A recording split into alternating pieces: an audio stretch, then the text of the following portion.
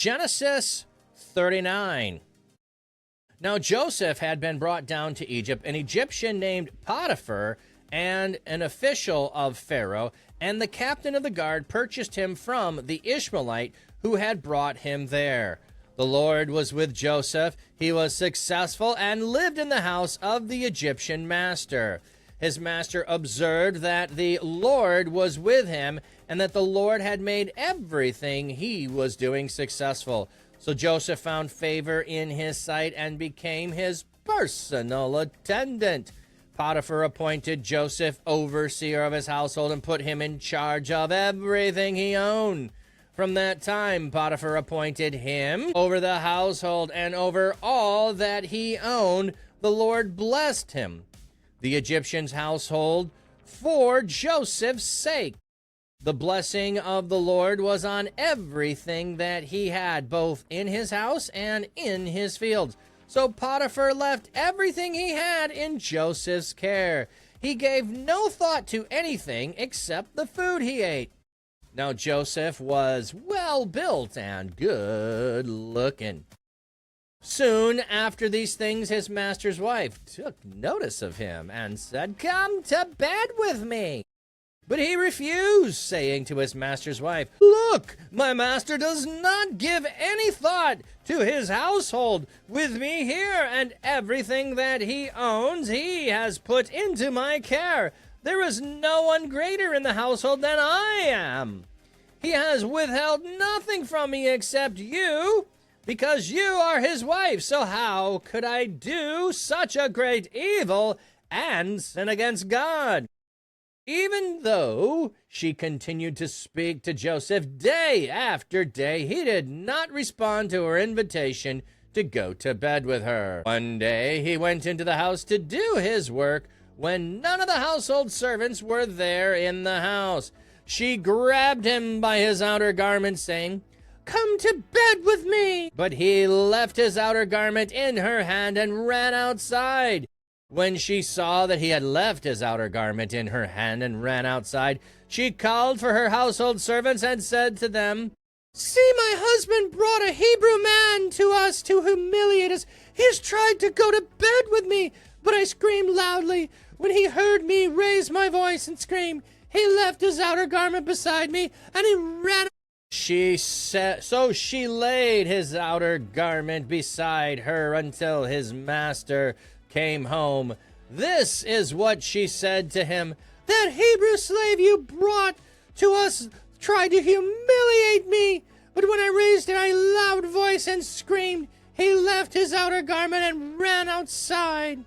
When his master heard his wife say, "This is the way your slave treated me," he became furious. Joseph's master took him and threw him into prison, the place where the king's prisoners were confined. So he was there in the prison.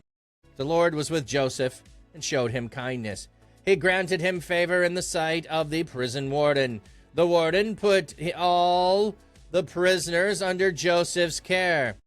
He was in charge of whatever they were. What do we have in the chat? Altus, we had that passage. Okay, so that's where we start. Oh, that's just some. Also, why is the story in the middle of another story? Well, there might be a point that you want to bring up, but part of it too is I think you need to parallel the change that's going on, and the telling of two stories side by side is kind of how you're going to do that. Because you're going to wait until Joseph's story is over to give us that. I don't think that works. I don't think that works. And Jordan with the 3 streak. Joseph is sold, and we are really to expect this chronological reading in the short trip to Egypt. Judah somewhere experiences everything in the interruption story. No, we're not supposed to.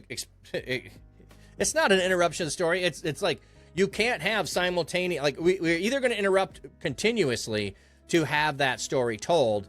Or we're going to put it in one place. Just like any story interrupts when you have the Lord of the Rings and you're telling the dwarfs are doing this and the elves are doing this, you have to carry the story and then go back and pick it up and go forward again. So no, this is not all in the interlude going down to Egypt. This is a moving forward in the parallel of the entire time that he is in Egypt. A measure for means, showing that God teaching Judah a lesson so he can rectify the sin he committed towards Joseph and learn, preparing him to meet Joseph later, perhaps. Yeah, that's what I see.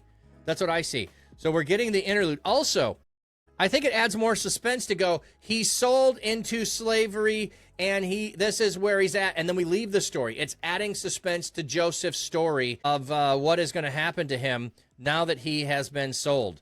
So if we don't have the continuing the story, we intentionally cause tension there by letting us stew and wait and what happens to Joseph next. Yeah, Jordan, she would sound like that. Yeah, Shy. Now you want to know, how do we know if God is with us? Am jealous. You know, it's one of those things that God is with us, so we don't have to worry about that. What we have simply is the stating of it. And one of the reasons why we need it stated is he's in Egypt. Okay? The expectation would not be that God would be with Joseph because he is no longer in his father's household. He is no longer in the land where he is supposed to be. He has been removed from the land. So it is a telling of he is there even though he has gone down to Egypt. He has not been removed from the presence of God. So it's more of that is the point there. He could not escape God's presence even though he was sold into slavery. God still remained with him. So 39. Joseph is brought down to Egypt. So we're picking up the story here. And as I was saying, I think part of it is some tension there. We jump in and have an interlude so that we can have more time to stew and wonder what's happening. Now, I was saying earlier, I think Joseph is arrogant. And the story of Potiphar's wife tells us again, if we read it in a certain way, that he's still arrogant. Watch what happens. Now, God is the one blessing him. He brought him to an official named Potiphar, and the Egyptian Pharaoh, or official of Pharaoh, and the captain of the guard. Okay, so if he is here, what if he remains in Pharaoh's house? What if he's able to do that? He could ascend when there is a need to Pharaoh and go through Potiphar's house. He does not have to end up necessarily, in order for God's plan to be carried out, to go to jail.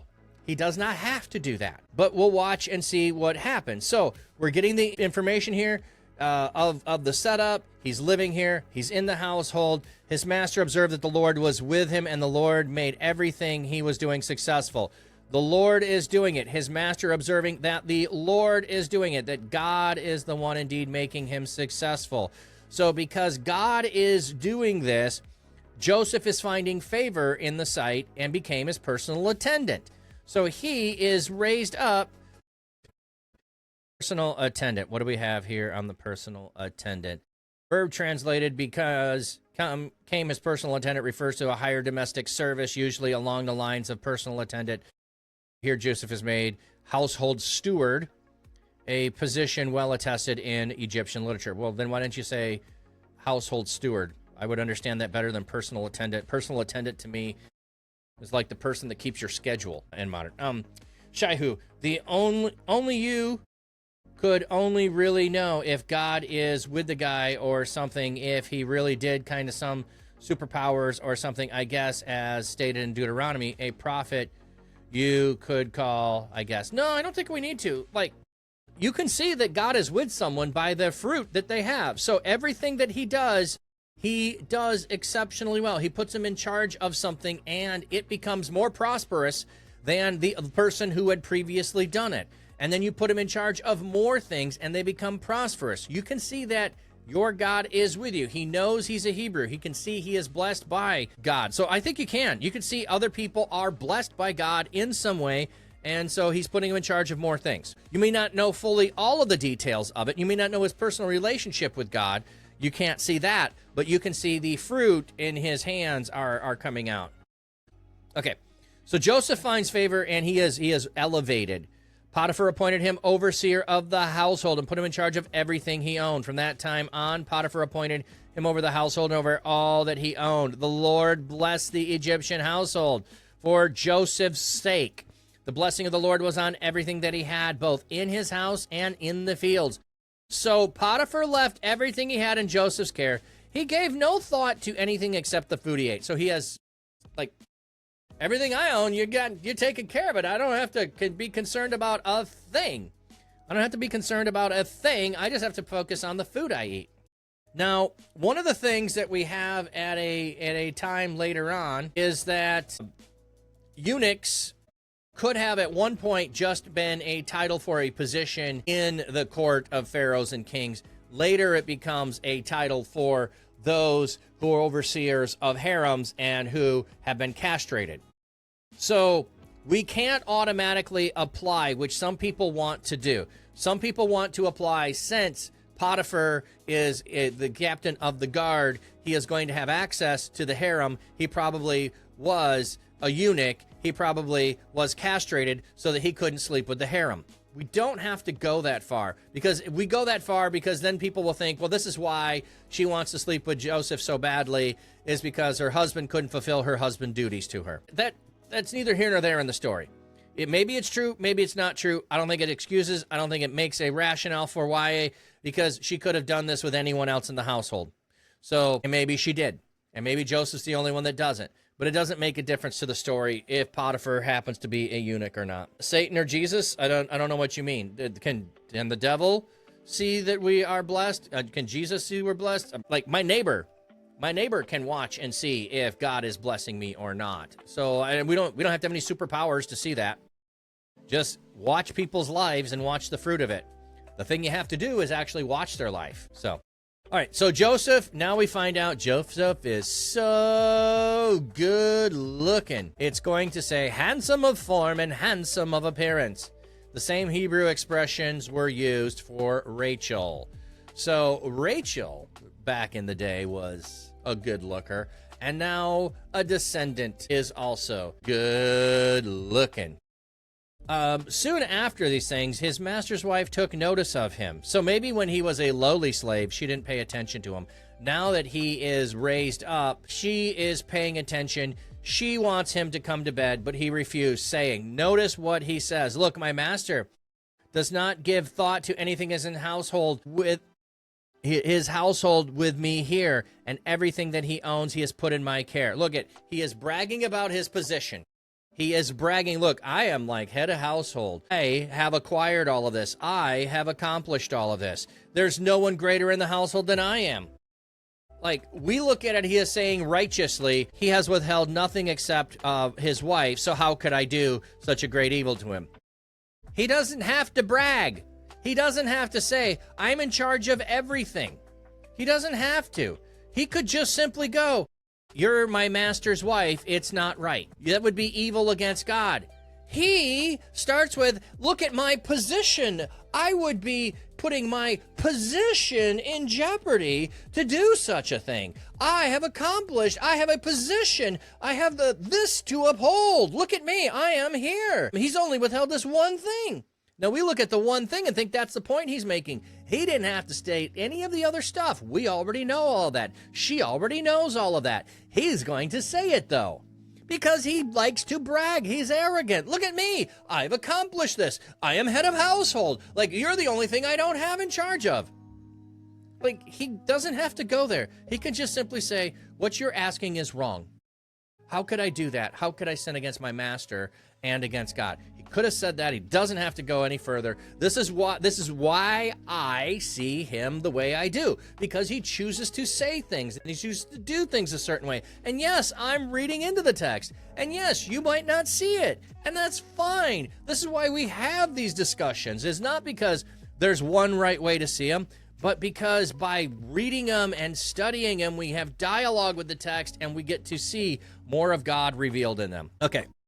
She continued, even though she continued to speak to Joseph day after day, he did not respond to her invitation to go to bed with her. So she persists in this. Why doesn't Joseph do something else? Why doesn't Joseph do something else here?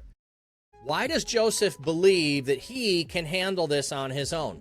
Why does Joseph believe that he can handle the circumstance on his own? Why doesn't he go to Potiphar and report what's happening? Why doesn't he have another household member always with him so that he's never alone with her? Why doesn't he take precautions? Because he believes in and of himself he can handle the situation, and he refutes her day after day. I will just refute her again. I will refute her tomorrow. I will just continue to refute her. But she comes up with another plan. She comes up with another plan. So one day, He is in the house, and there's no one around. So she grabs his garments and says, come to bed with me. So she isn't going to let him give the invitation or wait for the invitation. She grabs him, and he runs away. I've always wondered, why doesn't he take his garment back when he flees? Why doesn't he stand there and take his garment back when she grabs him? He runs away. By his fleeing the circumstance, he doesn't get to defend himself. He flees, and because he flees, he's guilty. But we also had someone else who fled from his brother here, fleeing from the woman. We have Jacob, who ran away. And then the relationship is severed in that way. He runs away from the household. If he is in charge, why doesn't he have command over the other servants and call them in instead of letting her do it? There's so many ways, and he runs away, and the circumstance gets out of hand, gets out of control. Husband believes her, obviously, going to do that, and is going to get rid of. Why doesn't he trust Joseph in this? Why would he believe that Joseph would have done this? There's no amount that he has done. And notice what the accusation is. He humiliated me. No, you're humiliating him. You are bringing him to humility here. You are bringing him lower here. He was elevating himself, and you are bringing him low. That's what we have. And in this way, the slave has humiliated us, so Joseph's master put him in prison. Let me get caught up on chat before we go further in that. His master probably wouldn't believe him and even punish him or something, seeing his is a slave. He's being cautious, I think. But I don't think so. I think if he stays and he defends himself, his master has already seen that God is with him. If he'd have gone to and stayed and said, this is what happened, she tried to do this, I called the servants immediately to come in here and to, I think he tells the story first, he gets the ear, he's going to. The fact that his wife is screaming, she's let all the servants know, she's let all the neighbors know, and now her husband finds out, her husband is now humiliated. It's the act of Joseph not acting that's the problem. So, it doesn't say anything about him going to his master. It says he ran away. And she's the one who tells the story. When his master heard his wife saying, this is the way your slave treated me, he became furious. Joseph, master, took him and threw him in prison. Doesn't say they have any conversations whatsoever. He just gives the order. Joseph is just taken to prison. He's just put there. So, yeah, the woman caused a scene in a ruckus. She absolutely does.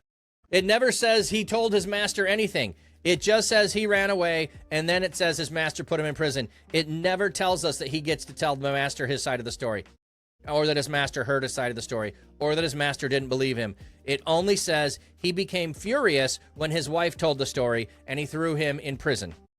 So he is becoming furious because of the humiliation caused by the scene. Whether Joseph did it or not may not even be a factor anymore. Because of the humiliation that is caused, he is thrown in prison. Then we get that the Lord is with him. So the Lord is with him in Egypt. The circumstance changes. The Lord is still with him. So the Lord stayed with him, did not stay with Potiphar's household. He found favor in the sight of the warden. The warden put all the prisoners under Joseph's care. He was in charge of whatever they were doing. The warden did not concern himself with anything that was in the care of Joseph, because the Lord was with him, and whatever he was doing, the Lord was making successful. So we have a repeat of the pattern. God is with Joseph.